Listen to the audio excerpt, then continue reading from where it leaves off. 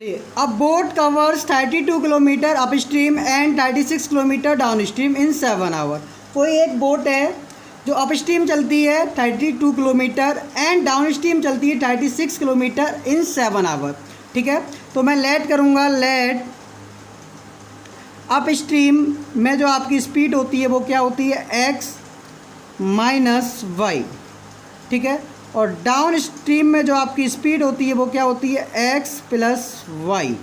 ठीक है, चलिए, और इनमें जो टाइम लग रहा है वो टाइम आपका लग रहा है 7 हार्स। एक बार डिस्टेंस वन है आपका कितना, 32 किलोमीटर, और डिस्टेंस टू है वो आपका कितना है, 36 किलोमीटर।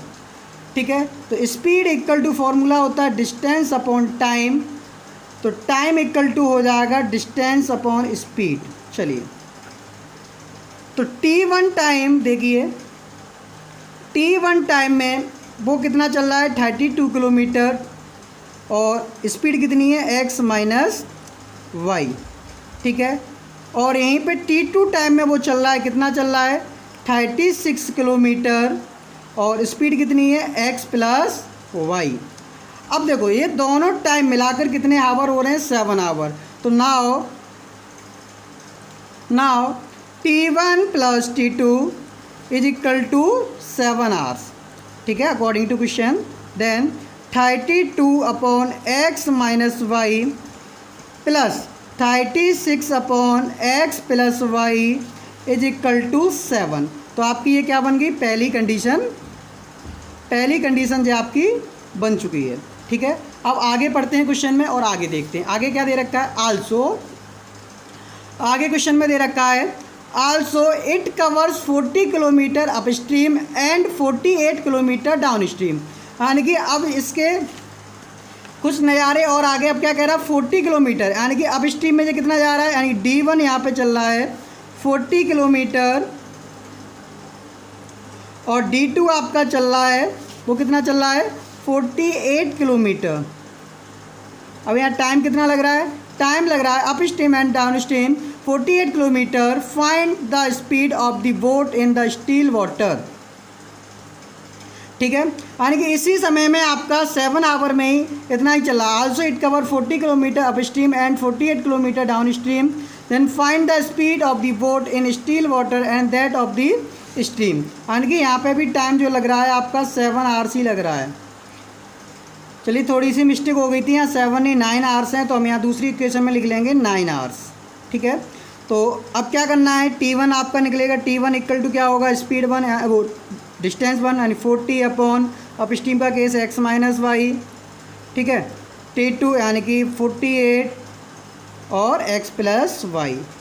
यहाँ से आप फंडा फिर से क्लियर हो जाएगा, यानी t1 प्लस t2 यानी कि 40 upon x minus y plus 48 upon x plus y is equal to कितना हो जाएगा, 9। ठीक है, आपकी ये दूसरी कंडीशन बन गई, दो कंडीशन आप बन गई। अब आप क्या करोगे, आपकी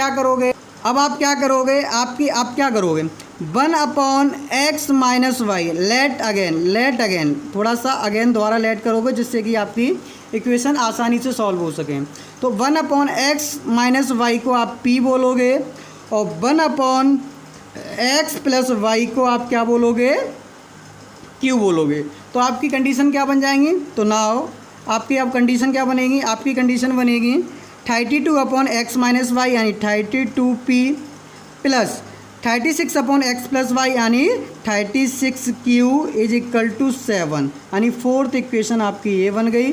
और सेकेंड है 40 अपॉन x माइनस वाई यानी 40p plus next 48 upon x plus y यानी 48q is equal to 9। Fifth equation आपकी ये बन गई।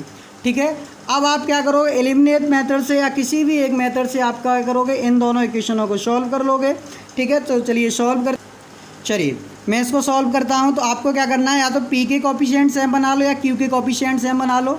ठीक है, तो किसी के भी कर लो, अगर p के बनाने तो p के कोफिशिएंट से आप ऊपर नीचे मल्टीप्लाई कर लो दोनों इक्वेशनों में, क्यू के बनाने हैं तो क्यू के से कर लो, ठीक है, क्योंकि इसमें कोई चीज़ कॉमन तो मिल नहीं रही है, तो हम कोई चीज़ कॉमन तो ले नहीं पाएंगे। तो चलिए पी को हम कॉमन बनाते हैं, यानी पी के कोफिशिएंट को सेम बनाते हैं। तो इस वाली पी के इस वाली पूरी इक्वेशन में मल्टीप्लाई, और इस वाली पी के इस वाली पूरे इक्वेशन में मल्टीप्लाई करेंगे। तो जो आपका क्या हो जाएगा, जो हो जाएगा 32 p into 40 plus 36 into 40 in q equal to 7 into 40, ठीक है। और यहाँ आपका क्या हो जाएगा, जो हो जाएगा 32 into 40 p plus 48 into 32 q is equal to 9 into 32, ठीक है। अब इनको थोड़ा सा सॉल्व कर लो। चलिए मैंने ये कैलकुलेशन कर ली है। अब आप क्या करना है, जब आप इनको सॉल्व कर लोगे तो नीचे वाली इक्वेशन में माइनस से मल्टीप्लाई कर दोगे, ठीक है, आपकी जिससे पी ख़त्म हो जाएगी। अब आपको क्या करना है, माइनस के 1536 क्यू में से आपको 1440 क्यू निकालनी है। तो 6 में से 0 गया, 6 बचा, 3 में से 4 जाएगा नहीं, 13 में से 4 गया, 9 बचा, यहाँ से यहाँ चला गया, 4 में से 4 गया 0, यानी कि माइनस के 96 क्यू बचा इज इक्वल टू 288 में से 280 जाएंगे तो माइनस के 8 बचेंगे, तो माइनस से माइनस कट गया, तो Q इक्वल टू कितना बचा, 8/96। तो 8 बन जा 8 12 जा 96, तो Q की वैल्यू कितनी आ गई, 1/12 आ गई। तो Q की वैल्यू 1/12 आ गई।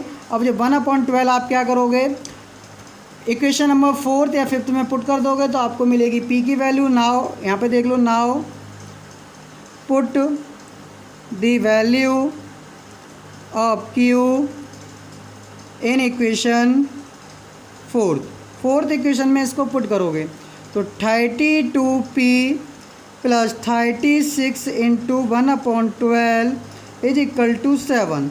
तो 32p प्लस 12 बन जाए 12 3 है 36 प्लस 3 इज इक्वल टू 7। तो 32p is equal to 7 minus 3, तो आपका क्या हो जाएगा, जो हो जाएगा 32p इज इक्वल टू 4। तो p इक्वल टू हो जाएगा 4/32, 4 बन जा 4, 4 8 जा 32। तो p की वैल्यू कितनी आ गई, 1/8। अब ये वैल्यू आप कहाँ रखोगे, जहाँ आपने लेट किया है, जहाँ आपने लेट किया वहाँ पे इनकी p की वैल्यू रखोगे, यानी 1/x minus y equal to p। तो p की वैल्यू कितनी है, p की वैल्यू आई है 1/8, तो रख दो 1/x minus y equal to 1/8। तो 8 इक्वल टू हो जाएगा x माइनस वाई, यानी कि एक आपकी ये नई इक्वेशन बन गई। और 1/x plus y, 1/x plus y, 1/x plus y equal to q है। तो 1/x प्लस वाई, यानी कि ये आपका कितना आया था, 1/x प्लस वाई 1/12, यानी 1/12। तो जो हो जाएगा 12 equal to x plus y, यानी कि आपकी एक नई इक्वेशन बन गई। यानी इसको इक्वेशन नंबर बोल दो 6 और इसको इक्वेशन नंबर बोल दो 7। अब आप एक बार फर्दर इन इक्वेशनों को सॉल्व करोगे तो मैं एक बार फिर कर सकता हूँ, x minus y is equal to 7 और x plus y is equal to 12। तो आप क्या कहो, एडिंग फर्स्ट एंड सेकंड, पहली और दूसरी को ऐड करोगे तो x आपका 2x हो जाएगा, y कट जाएगा और 12 7 आपका 19 हो जाएगा। तो x इक्वल टू कितना हो जाएगा, 19/2, ठीक है। और x की वैल्यू उठा के यहाँ रख दोगे तो y की वैल्यू मिल जाएगी। तो x की वैल्यू यहाँ रखोगे तो आपको किसकी वैल्यू मिलेगी, y की वैल्यू मिलेगी।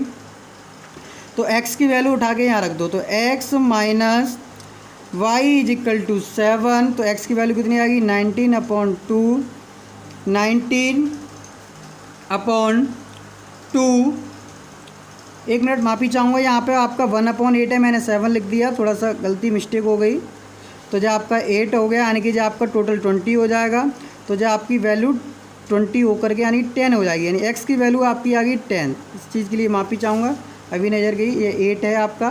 तो अब आपको यहाँ पे कितना रखना है, 10 minus y is equal to 8।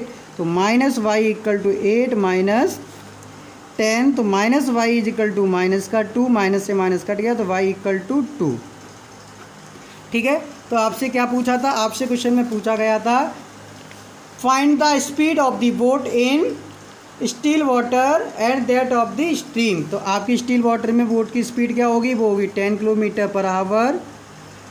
जो आपने बोट की स्पीड की थी, वो वाटर की स्पीड जो होगी, वो वाटर की स्पीड जो होगी वो होगी 2 किलोमीटर पर आवर। बात समझ में आ रही है। उम्मीद करता हूँ आपको ये क्वेश्चन समझ में आया होगा, ठीक है। और इस प्रकार के जितने भी क्वेश्चन होंगे आप मुझसे पूछ लोगे, ठीक है। अगर कोई भी क्वेश्चन आपके समझ में नहीं आता है तो आप मुझसे वो क्वेश्चन पूछ लोगे, आप बिल्कुल घबराओगे नहीं, ठीक है। तो आपकी वाटर की स्पीड होगी और ये आपकी बोट की स्पीड होगी। तो आपने ये क्वेश्चन दोनों सॉल्व कर लिए हैं और इस प्रकार के जितने भी क्वेश्चन हैं आप सॉल्व कर लोगे, ठीक है। अगर किसी भी क्वेश्चन में कोई भी परेशानी आती है तो आप मुझसे पूछ लोगे, ठीक है। मिलते हैं अगले लेक्चर में, तब तक के लिए धन्यवाद।